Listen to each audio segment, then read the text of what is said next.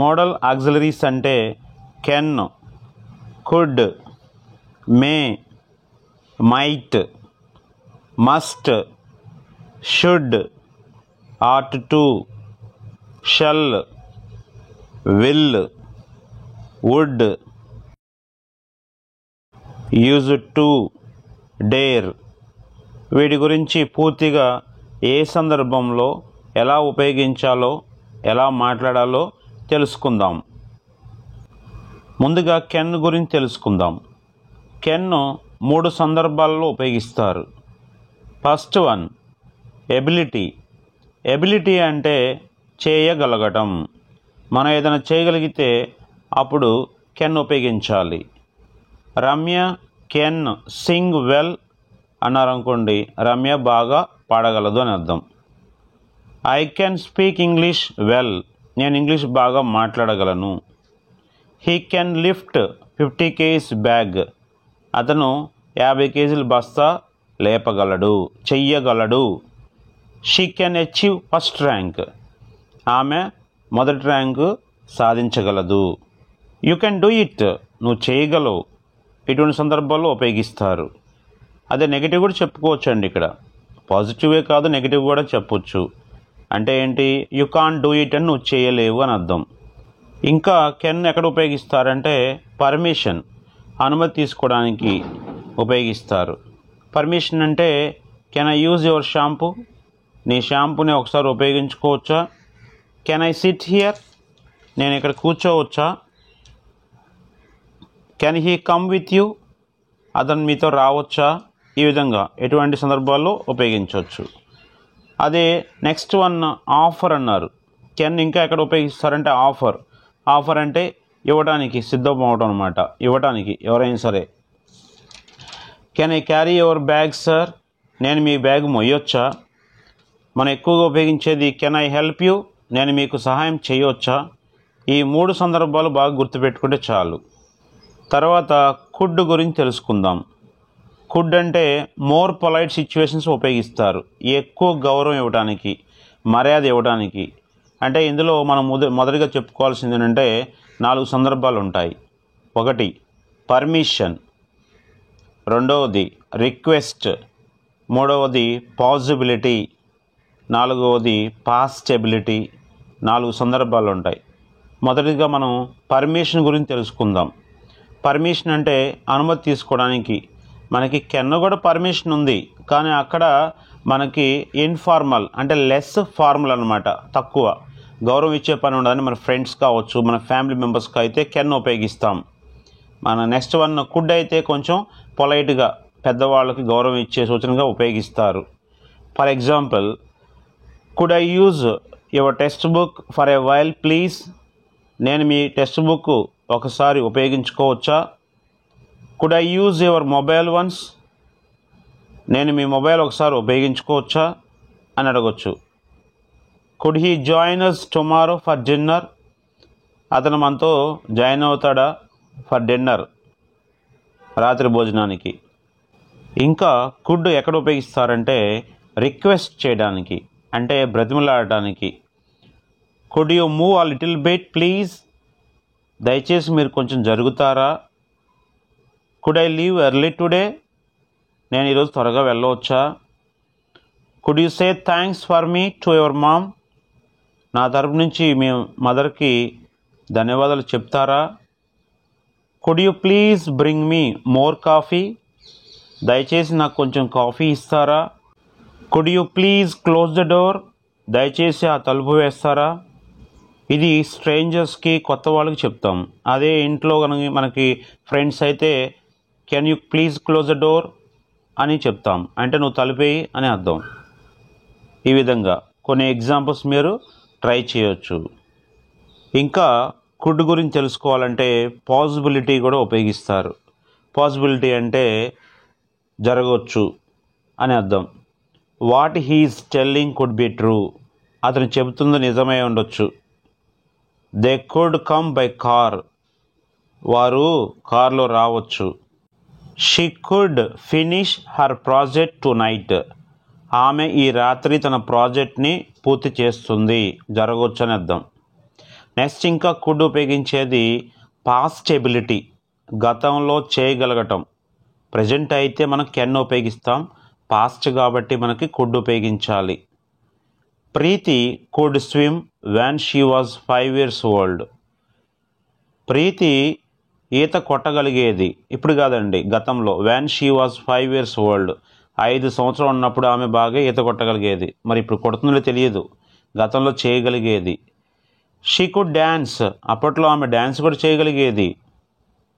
When I was younger I could run miles, చాలామంది చెప్తుంటారు పెద్దవాళ్ళు కూడా. నేను బాగా యంగ్గా ఉన్నప్పుడు, అంటే యవ్వనంలో ఉన్నప్పుడు నేను ఐ కుడ్ రన్, నేను పరిగెత్తగలిగేదాన్ని. మైల్స్ అంటే కొన్ని కిలోమీటర్లు నేను పరిగెత్తగలిగేదాన్ని అని చెప్తాం.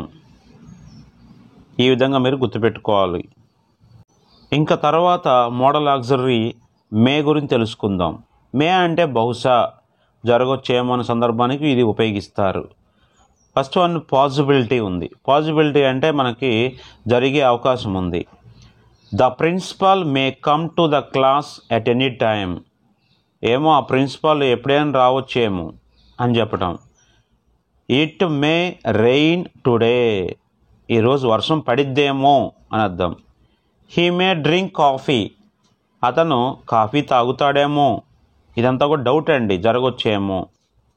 అదే పర్మిషన్ కోసం కూడా మనం చెప్తుంటామండి, అనుమతి తీసుకోవడానికి కూడా ఉపయోగిస్తారు. మే కమిన్ సార్ అంటాం, ఇది ఎప్పటి నుంచో మనం ఉపయోగిస్తూ ఉన్నాం. మే అనేది మోడల్ ఆక్సిలరీ అంటారు. నేను లోపల రావచ్చా సార్ అని అర్థం. May I borrow your ladder for a day, we're painting the wall, నేను మీ యొక్క నిచ్చెను తీసుకోవచ్చా అప్పుగా, మేము ఇప్పుడు ఆ వాల్కి పెయింటింగ్ వేస్తూ ఉన్నాము. May I know your good name please, నేను మీ పేరు తెలుసుకోవచ్చా అని అర్థం. తర్వాత మైట్. మైట్ అంటే పాస్ట్ ఫామ్ ఆఫ్ మే, అంటే ఈ మేకి పాస్ట్ ఫామ్ మైట్ అనమాట. జరిగి ఉండేదేమో గతంలో అని అర్థం. My grand father said he might come to night, మా తాతయ్య చెప్పాడు అతను రాత్రికి వచ్చేవాడేమో అని అర్థం. He might win the game but I'm not sure, ఏమో అతను గెలిచేవాడేమో, గెలిచి ఉండేవాడేమో అని అర్థం. Next one, she might prepare biryani yesterday, ఏమో నిన్న ఆమె బిర్యానీ చేసేదేమో అని అర్థం. తర్వాత it is very important, that is must అండి. మస్ట్ అంటే తప్పకుండా, ఖచ్చితంగా చేసే పనులు, 100కు 100% అనమాట. దీన్ని మనం డెఫినేషన్ చెప్పుకోవాలంటే నెససరీ టు డూ సంథింగ్, ఖచ్చితంగా చేయాలంటే ఏదైనా ఒక పని మస్ట్ ఉపయోగించాలి. You must attend the meeting without fail, నువ్వు ఖచ్చితంగా మీటింగ్కి అటెండ్ అవ్వాలి. He must meet me tomorrow, అతను రేపు నన్ను ఖచ్చితంగా కలవాలి. Sheela must complete her project to night, Sheela ఎట్టి పరిస్థితుల్లో ఈరోజు రాత్రికి ఆమె యొక్క ప్రాజెక్టు పూర్తి చేయాల్సిందే. They must follow the diet, వారు ఖచ్చితంగా డైట్ని ఫాలో అవ్వాలి, లేకపోతే ఏదైనా జరగొచ్చేమో. ఇటువంటి సందర్భంలో మస్ట్ ఉపయోగిస్తారు. తర్వాత షుడ్ అండి. మస్ట్ 100% అయితే, షుడ్ అంటే మనకి ఖచ్చితంగా చేసే పనులు ఇది కూడా, కాకపోతే 95% అనమాట. What is best for you to do, మీరు చేయొచ్చు చేయకపోవచ్చు, అది మీ ఒపీనియన్ కొంచెం ఉంటుంది. దీన్నే సబ్జెక్టివ్ ఒపీనియన్ కూడా చెప్తారు. You should call your mother weekly once. Example చూసినట్టయితే యూ షుడ్ కాల్, మీరు చెయ్యొచ్చు, యువర్ మదర్ వీక్లీ వన్స్, వారానికి ఒకసారైనా సరే మీ అమ్మగారికి ఫోన్ చేయండి, చేస్తే మంచిది అన్నట్టుగా. Rahul should concentrate on he studies, Rahul concentration చేయాలి తన యొక్క చదువుల మీద. We should finish this work, మనం పూర్తి చేయాలి ఈ పనిని, ఈ సందర్భంలో ఉపయోగిస్తారు. తర్వాత నెక్స్ట్ వచ్చేసరికి ఆట్ టు అంటారు. ఆట్ టు అంటే ఇది కూడా ఖచ్చితంగా చేసే పనులే, కాకపోతే ఆబ్జెక్టివ్ ఒపీనియన్ అంటారు. ఆబ్జెక్టివ్ ఒపీనియన్ అంటే మనకి ఫర్ ఎగ్జాంపుల్ చూసినట్టయితే we ought to follow traffic rules, మనం ఖచ్చితంగా ట్రాఫిక్ రూల్స్ని పాటించాలి. ట్రాఫిక్ రూల్స్ అనేది ఏం సబ్జెక్ట్ కాదు కదా, ఇక్కడ మనకి ఇది ఆబ్జెక్టివ్ అనమాట. అందుకే మనం ఇది గుర్తుపెట్టుకోవాలి. They ought to have locked the gate. వారు ఖచ్చితంగా గేట్కి తాళం వేయాలి. The concert ought to only take about 2 hours. The concert అంటే ఇక్కడ ఆ మ్యూజిక్ సంబంధించినటువంటి ఒక programme. Ought to only take about 2 hours. అది ఖచ్చితంగా 2 గంటలే తీసుకోవాలి. We ought to eat lots of fruits and vegetables every day. మనం ఖచ్చితంగా ఎక్కువ ఫ్రూట్స్ వెజిటేబుల్స్ ఎక్కువగా తినాలి అని చెప్పటం. ఇక నెక్స్ట్ షెల్ అంటే ఆఫర్స్, సజెషన్స్కి ఉపయోగిస్తారు.